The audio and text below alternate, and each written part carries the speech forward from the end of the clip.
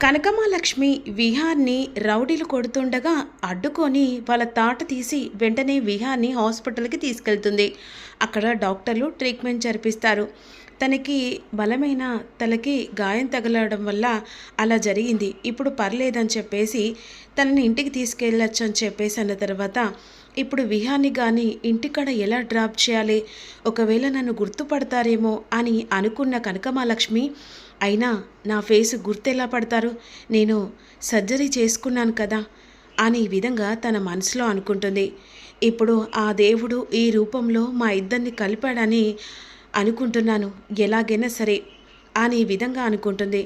ఇక నా కొడుకు ఎక్కడున్నాడో, ఒకవేళ విహారి బాబు ఇంట్లో ఉండవచ్చేమో, అలాగే నా కొడుకును కూడా నాతో పాటుగా తీసుకెళ్తాను అని చెప్పేసి ఈ విధంగా నిర్ణయించుకుంటుంది. ఇక వెంటనే డాక్టర్ రిపోర్ట్ ఇచ్చి మందులు ఇచ్చిన తర్వాత ఇక విహారి గారు ఇంటికి వెళ్దామా అనేసరికి, అసలు మీరు ఎవరు, నా పేరు ఎలా తెలుసు అనేసరికి వెంటనే లక్ష్మి కంగారు పడుతూ ఉంటుంది. అయ్యో, మీ గురించి తెలియనోళ్ళు ఎంతమంది ఉన్నారు సార్, మీ గురించి ఆల్రెడీ తెలుసు సార్.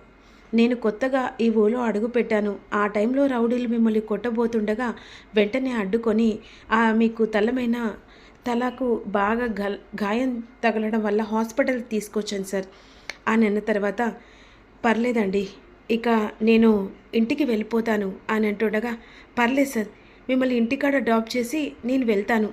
మీరు ముఖం తెలియకుండా ఇలా హెల్ప్ చేయడం అది ఏం లేదు సార్, సహాయం చేశాను అంతే. ఎప్పటికైనా ఏదో ఒక రూపంలో దేవుడు ఇలా ఎవరికొకరికి సాయం చేయమని అంటూ ఉంటారు కదా సార్, ఆ కృతజ్ఞతతో సాయం చేశాను, ఇంకా వేరే ఉద్దేశించి లేదు సార్. అయ్యో, మీకు శ్రమ ఇస్తున్నానేమో, పర్లేదు సార్ అని ఈ విధంగా అంటుండగా ఈలోపు వెంటనే సుభాష్ అంబిక ఫోన్ చేసి విహారీ చాచాడు అని చెప్పేసేసరికి అంబిక సంతోషపడుతూ ఉంటుంది. ఈలోపు ఇంట్లో వాళ్ళు విహారీ కోసమని ఫోన్ చేస్తుండగా ఫోన్ నాట్ రీచబుల్ వస్తూ ఉంటుంది. ఆ టైంలో వెంటనే సహస్ర వచ్చి అత్తయ్య అని చెప్పేసి పిలుస్తూ ఉంటుంది. ఏంటమ్మా, బావ ఫోన్ చేస్తూ ఉంటే స్విచ్ ఆఫ్ వస్తుంది, బావ ఎక్కడికైనా వెళ్తానని చెప్పేసి అన్నాడు అత్తయ్య, నాకేం చెప్పలేదమ్మా, మరి బావ ఎందుకు కాల్ లిఫ్ట్ చేయట్లేదని కంగారు పడుతూ ఉంటుంది. ఈలోపు వెంటనే డాక్టర్లు డిశ్చార్జ్ చేసిన తర్వాత విహాన్ని డైరెక్ట్గా ఇంటికి తీసుకొస్తూ ఉంటుంది. అదేంటి, మా ఇల్లు నీకు తెలుసా అన్న తర్వాత, తెలుసు సార్, అంటే ఇక్కడ విహారీ గారి ఇల్లు ఎక్కడ అంటే ఆల్మోస్ట్ ఊర్లో వాళ్ళందరికీ తెలుసు కదా సార్, మీ నాన్న బాగా పేరు పోయినాడు, అంతేకాకుండా అందరికీ ఆదుకున్నవాడు. ఆ దేవుని ఇల్లు ఎక్కడుందంటే ప్రత్యేకంగా వెతుకులాడుకుంటూ వెళ్ళాల్సిన అవసరం లేదు కదా సార్ అని లక్ష్మి అంటుంది. బాగా మాటలు మాట్లాడుతున్నావే అని అన్న తర్వాత ఈలోపు కంగారు పడుతూ ఉంటుంది ఇటు సహస్రావును యమున. ఈలోపు నేను లోపలికి వెళ్తాలే, పర్లేదు సార్, లోపల్లాక మిమ్మల్ని దిగబెట్టి నేను వెళ్ళిపోతాను సార్ అని భుజం మీద చెయ్యి వేసుకొని విహాన్ని ఇంట్లోకి తీసుకొని వస్తూ ఉంటుంది. ఇక యమున హాల్లో కూర్చొని కంగారు పడుతుండగా పండు అదే టైంకి అక్కడ ఉంటాడు.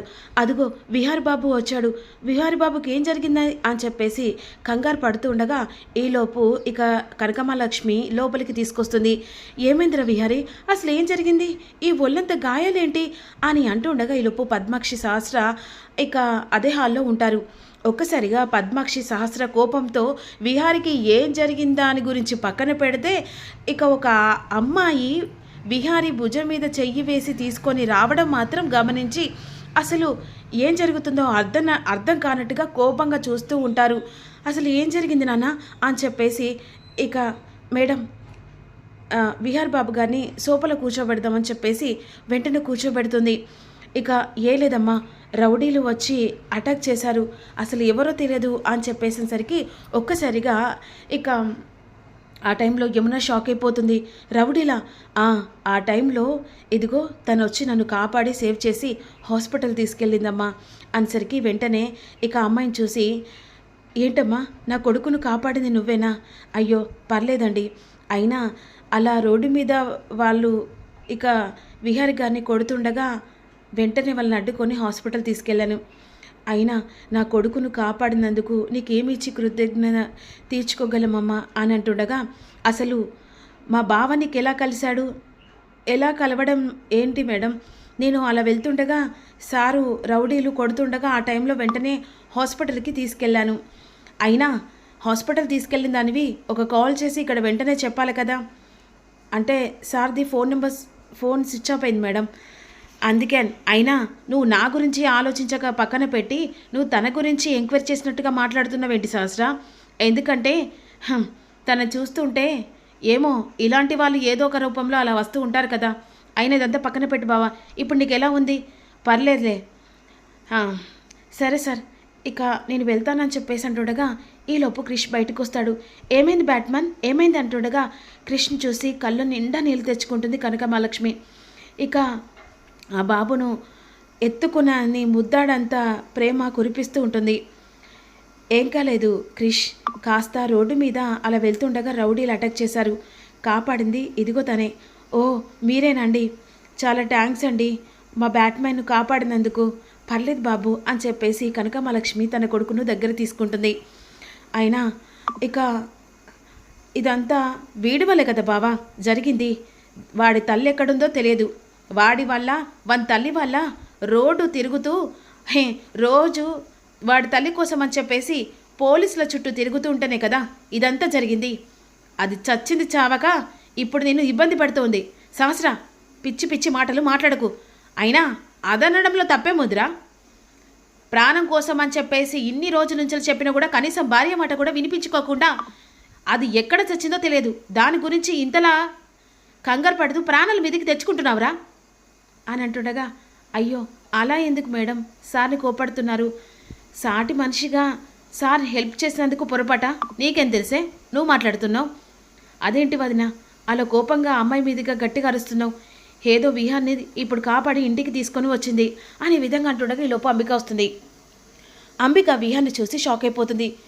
ఈ సుభాష్ విహాన్ని చంపేశానని చెప్పేసి ఇక ఫోన్ చేసి చెప్పాడు కదా, విహారి బ్రతికొచ్చాడు కదా అన్నట్టుగా ఆలోచిస్తుండగా, ఇక ఏం జరిగింది విహారీ, ఈ దెబ్బలన్నీ ఏంటి అని అంటుండగా, అబ్బే రౌడీలు అటాక్ చేశారు. రౌడీలా?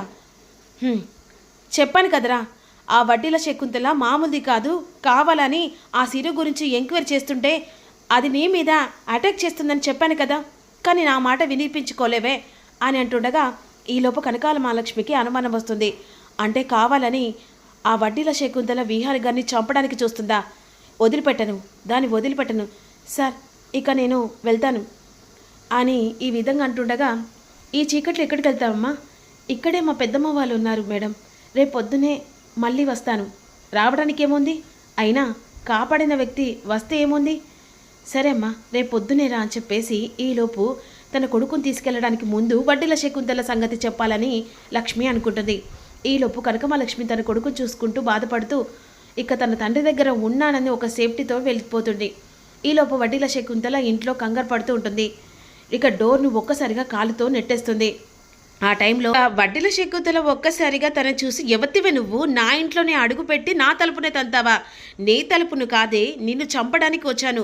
అయినా నీలాంటిది భూమి మీద బ్రతకడానికి వీలేదే, విహారి గారిని చంపడానికి రౌడీలను పెట్టిస్తావా? నీలాంటిది వదిలిపెట్టకూడదే అని చెప్పేసి ఒక్కసారిగా వడ్డీల శకుంతల గొంతు పట్టి చంపడానికి కనకమహాలక్ష్మి ప్రయత్నిస్తూ ఉంటుంది. రేపొచ్చే అప్కమింగ్లో ఏం జరుగుతుందో తెలుసుకోవాలంటే మిస్ కాకుండా